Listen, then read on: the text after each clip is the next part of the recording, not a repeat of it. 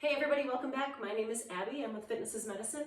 Today we're going to do another great workout you can do in your home, focusing on abs and arms. So we're going to rotate between the two, doing a little bit of both in combination.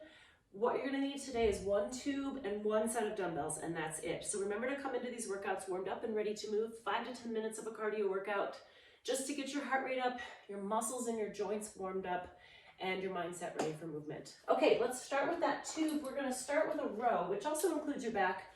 But when you do pretty much any exercise, engaging your core will improve the quality of it and also burn more calories, right? But using your core is important in everything we do throughout your day. So when you start to learn to engage, you can really improve your body mechanics. If you have back pain, that can improve. So we're going to engage your core here. We want to start in a good athletic stance, just meaning that my hips are back a little bit, my knees are bent, and my tummy, my core is engaged. So take a deep breath before you start. Start with good posture, shoulders down and back, and then pull back, squeeze those shoulder blades, and then really control it. Try to do a tougher band today. So I encourage trying a little bit harder with things like this. So either a tougher band or add another band to it. You can loop another tube and connect it to these handles if that's what you have, or you can use a couple TheraBands together. It'll increase that resistance. Really challenging yourself. 2 more. Really keep that core engaged and rest. Okay. Next, we're going to lower down to the ground and do a plank right away.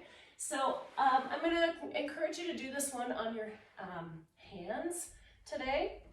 So start on your hands and knees, and then step 1 foot back. You want your hands directly beneath your shoulders. We're going to try this for 30 seconds. If you can't do this, if this hurts your wrists, then go ahead and do it on your elbows. But this requires a little bit more arm strength in order to hold this. Now you want a good straight line from the top of your head down through your heels, hips not up like this, and conversely, we don't want your hips drooping like this. So nice straight line, really engage that core. Think about pulling your tummy towards your spine, and breathe. 3, 2, 1, and rest. Okay, good. Now we're gonna stand up with your dumbbells. Now, in order to engage a little bit more core with this, I'm going to encourage you to add some balance challenge. Either feet close together, staggered, tandem, or I'm going to try it a single leg stance. We're going to do biceps, shoulder press. Working lots of different muscles here, all the way from your toes, all the way up. You really have to engage your core here to stay stable. Nice and slowly, all the way down. If you have low back pain with this, go ahead and sit on a fit ball or a chair. If you're having shoulder pain, you can either just keep it at the biceps curls. I'm going to switch feet, or do a limited range of motion with that shoulder press. 2 more. Really engage that core. 1 more, all the way up.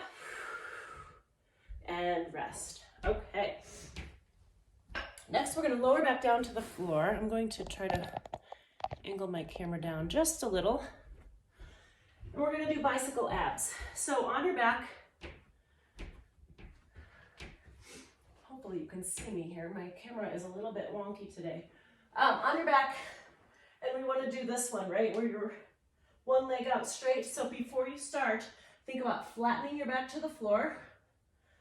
Engage that core, and then try to maintain that flat back as you do these bicycle abs. Now, if you're having any back pain, one thing you can do is shorten that lever and make your legs shorter, right? You're shortening that lever. Or you can put 1 foot down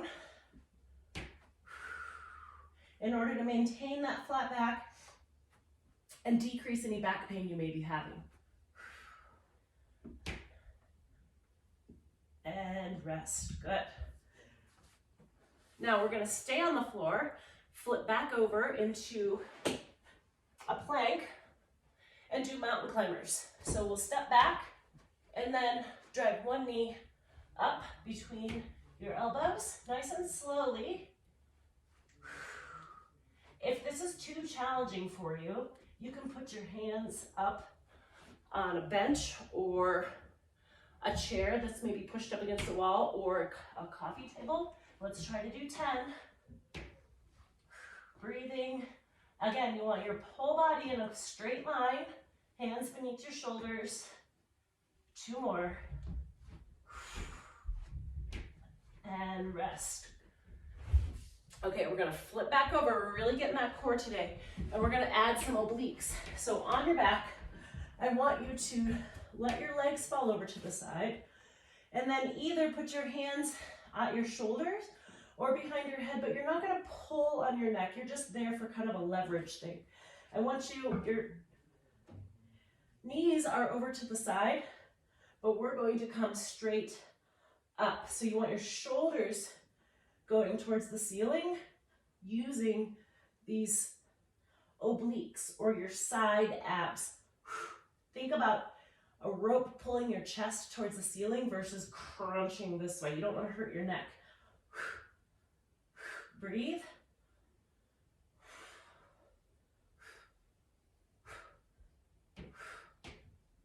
Good. Now we'll switch sides. So let your legs fall over to the other side. Straight towards the ceiling. Breathe. You should really be feeling that right here. Lift towards the ceiling. Good. Okay. Great. If you need to take a break in those, that's okay. Take a break, catch your breath. Sometimes the hardest thing to do during core exercises is to continue to breathe, but if you can find your breath and really use that, it can help you to continue and do a few more. All right, that's it for today. Go ahead and repeat through 1 or 2 more times. Add a little cardio in between to really increase that workout and increase the intensity. And then remember to cool down and stretch after. Thank you, everybody. Have a great workout.